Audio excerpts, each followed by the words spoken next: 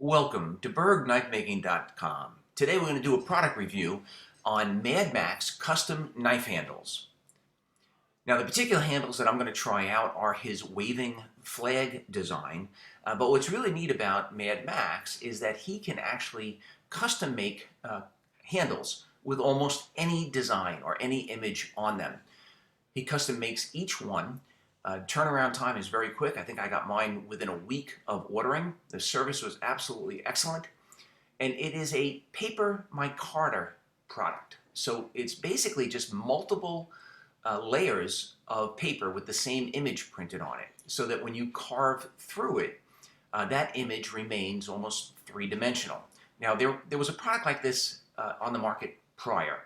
I don't know what happened to that company. I don't know if they just went out of business or what happened, but they are definitely no longer available. And I know quite a few knife makers really got kind of hurt. They left them hanging, waiting for orders. So this is a real good substitute. So anyway, what I did was I glued on red liners just with 2-ton epoxy, and then I trimmed off, after it dried of course, the excess liner material. Now, for these scales, I wanted to see exactly where the blue and the stars and the red stripes ended up being on my handles. So I just kind of traced out the design just with a Sharpie. I'm going to go through the whole process of mounting the handle material as well as profiling it and polishing it. So the next step is just going to be to shape and finish the forward edge of the handle material. And this has to be done and polished prior to mounting the scale material. You just can't polish that edge without scraping up the blade once it's mounted. I do this right on a 2x72 belt grinder. Mine is a 2 horsepower variable speed. I started with a 80 grit belt and then went to a 120 and a 600, and then I polished. I like to do as much as I possibly can right on the belt grinder. Then after the 600 belt, I put a felt buffing belt on, a little bit of compound, and just polished up that forward edge. The next step was going to be to glue the first side of the scales, and this is a patriotic themed cleaver that I made. It's electro-etched blade. It's made from AEBL stainless steel. Now the way I mount my handles, I use the Northgard method. So basically, I glue one side on at a time. I let the glue dry.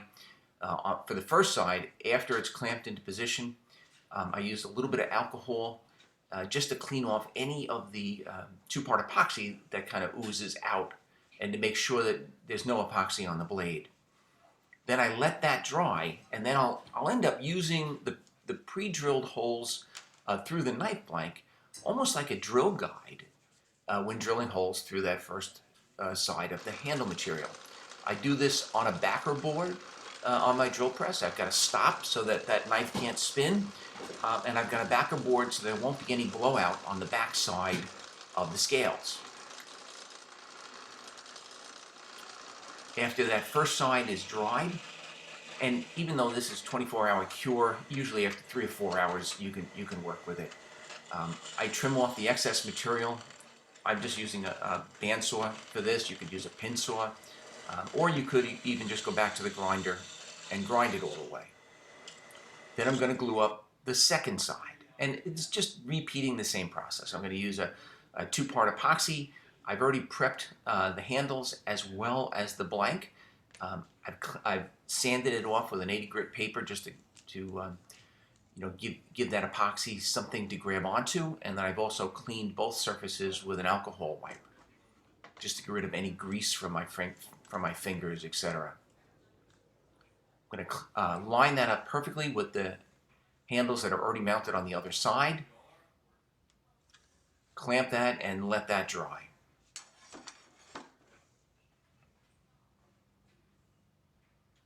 Now I'm going to use the pinholes through the first side as my drill guide.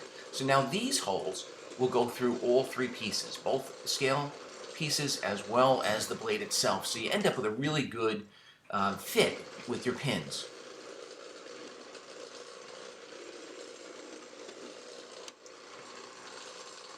And then there's one more glue up before we can really start to work on these Mad Max handles.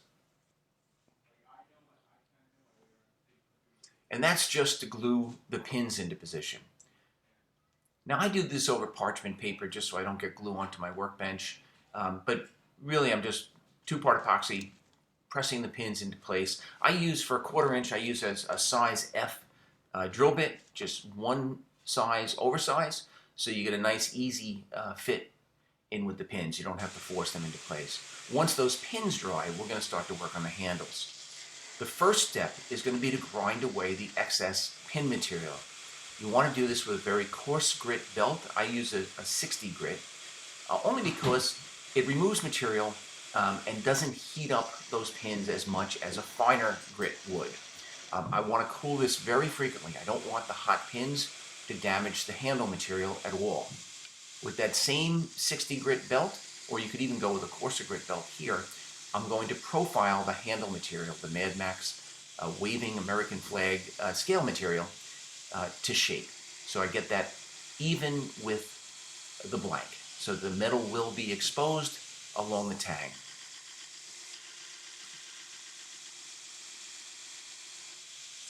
So this Mad Max paper micarta product is really very, very interesting, especially since you could send them your own image. You could get something really custom made for your customer. The downside is with paper micarta, you are going to end up with a few blemishes, maybe a few little occlusions. It's not like working with an aluminite product that can really be polished to a high gloss. But the fact that you can get these really cool images kind of outweighs that. So I'm gonna finish profiling the handles. I've switched direction, so I'm now vertically grinding with a finer grit belt. I'm just going to sand away or grind away all of the horizontal grind lines, just as you would finish any handles. I'm using a small wheel attachment to get into that finger groove and curve towards the blade.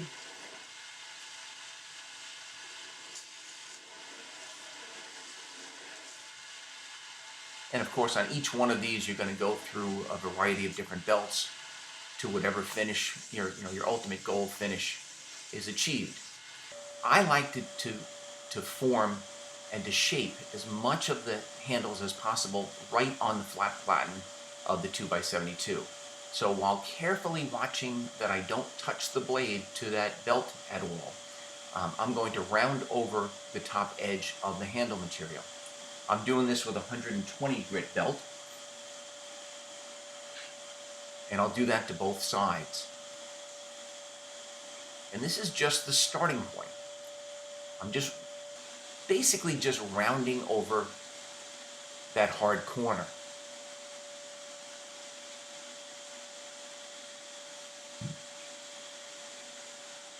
Really doesn't take long at all. Now the next step, I'm going to start to work on the inside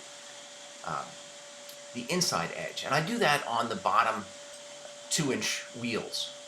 Again, very carefully keeping an eye so I don't, inadvertently touch the blade to the belt, because I've already put a decent amount of work into this blade with the blade etching and the bevels, etc. But I am removing the majority of the material on the belt grinder. Then I'm going to go over to an oscillating sander, and I run through a variety of different belts. I'll start with a 220 grit, and I'll smooth over all of those rough grinds from the belt grinder. And in between changing from that 220 grit to a 400 grit, then a 600 grit, then finally a 1000 grit, in between each one of those, I will take that same sandpaper and I'll hand sand. And I do this just to make sure that I get rid of all, of those, previously coarser grit lines, and I smooth out all of the surfaces. Hand sanding is just, you know, the ultimate as far as getting a good feel on your handles.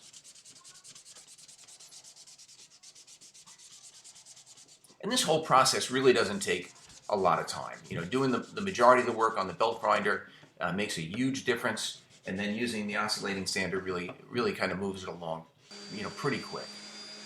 The material I'm very impressed with. It's very hard, harder than you know, a lot of the handle material that I've used that are made from Alumilite. This material actually looks like it's going to be very, very durable. Like I said before, very hard, has a nice finish to it. I'm just finishing up the hand sanding, so I've gone all the way to the 1000 grit now.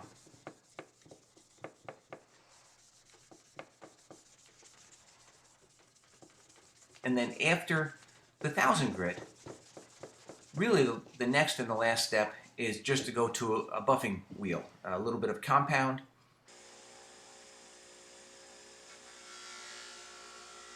And just buff the scales.